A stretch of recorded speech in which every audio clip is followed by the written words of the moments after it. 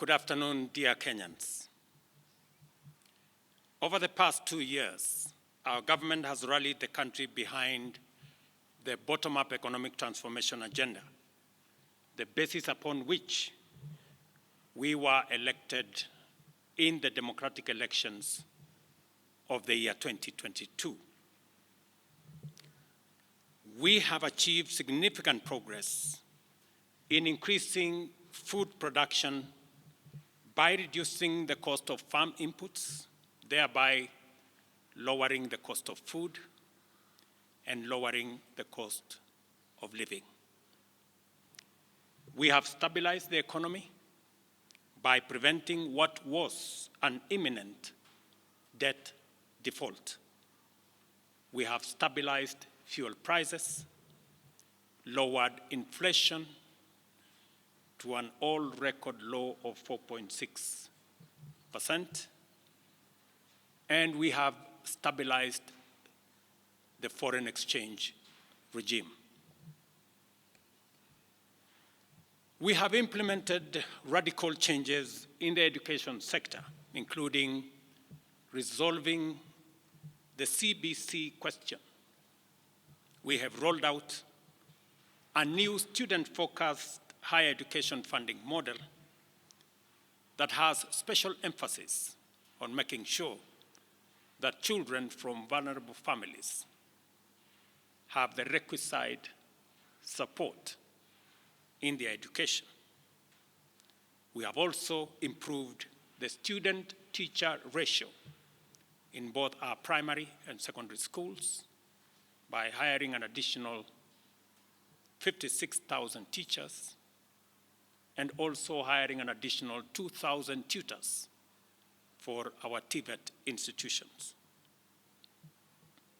We have equally resolved bottlenecks in cash transfer program to vulnerable Kenyans, including orphans, people living with disability, and the elderly. We have not only brought on board more beneficiaries, but in keeping with the promise that we made, it is now not the case, as it was in the past, that these vulnerable Kenyans have to wait for months. Now their stipends are paid as salaries of public servants are being paid. We did roll out the Hustler Fund that today benefits 2 million Kenyans. And we have 7 million Kenyans who had been denied access to financial services by credit reference bureaus. They are now off the blacklisting roll. Our affordable housing program has now more than 100,000 housing units under construction. The first cohort I will be launching in a couple of months to new homeowners. And we have 160,000 young people across Kenya that are employed under this program.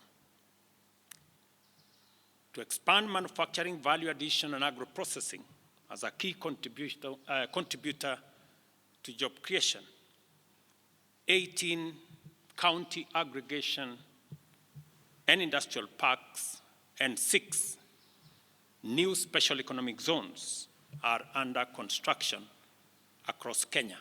And at the same time, we have 200 fresh produce markets that are at various stages of construction to support our farmers with access to markets for their produce, in keeping with the commitment we made to our mama mbogas. To accelerate manufacturing, last year we imposed levies on importation of clinker that can be manufactured in Kenya. We made a saving of Kenya shillings 20 billion in foreign exchange as imports of clinker dropped to almost zero. We also imposed levies on imported steel billets. And today, we have 11 steel factories that 6 years ago were closed.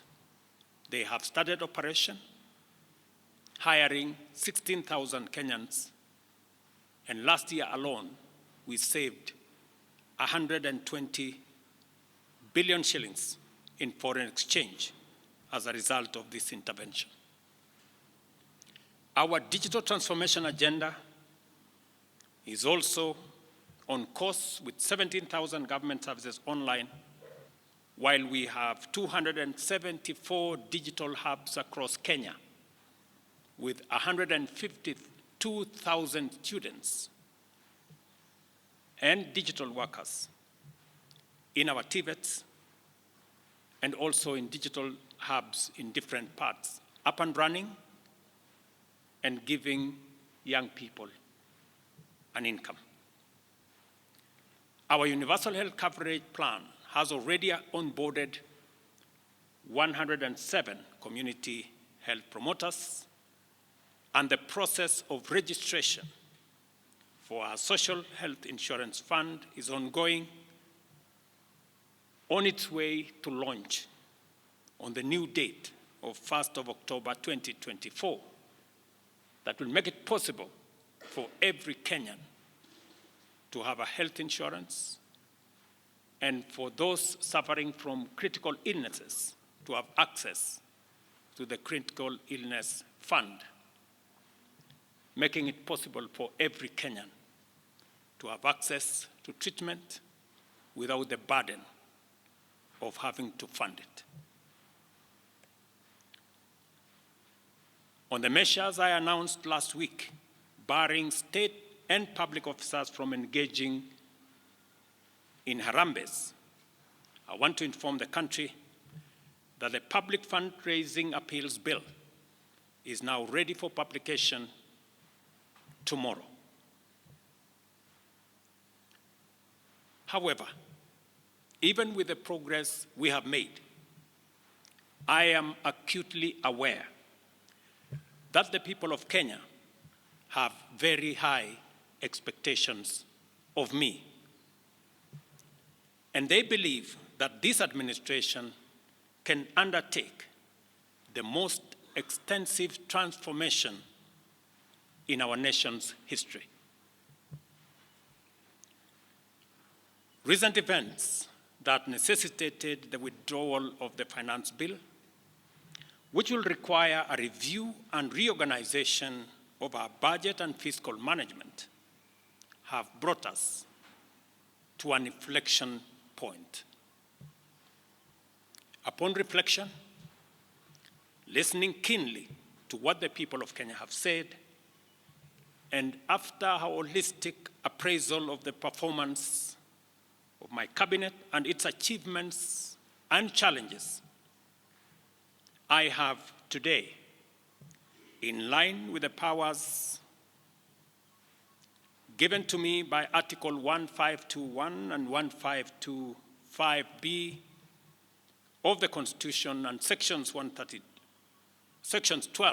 of the Office of the Attorney General's Act, decided to dismiss with immediate effect all the cabinet secretaries and Attorney General of the Republic of Kenya, of the Cabinet of Kenya, except the Prime Cabinet Secretary and Cabinet Secretary for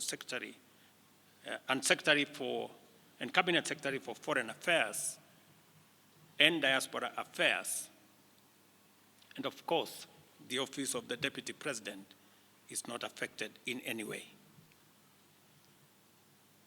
I will immediately engage in extensive consultations across different sectors and political formations and other Kenyans, both in public and private, with the aim of setting up a broad-based government that will assist me in accelerating and expediting the necessary, urgent, and irreversible implementation of the program that we have including other radical measures and programs to deal with the burden of debt, to explore raising domestic resources and revenues, expanding job opportunities, eliminating wastage and unnecessary duplication of a multiplicity of government agencies, and slaying the dragon of corruption, consequently making the government of Kenya lean, inexpensive, effective, and efficient. During this process, the operations of government will continue uninterrupted under the guidance of principal secretaries and other relevant officials. I will be announcing additional measures and steps in due course. Thank you very much, and God bless our great country, Kenya. Asanteni sana.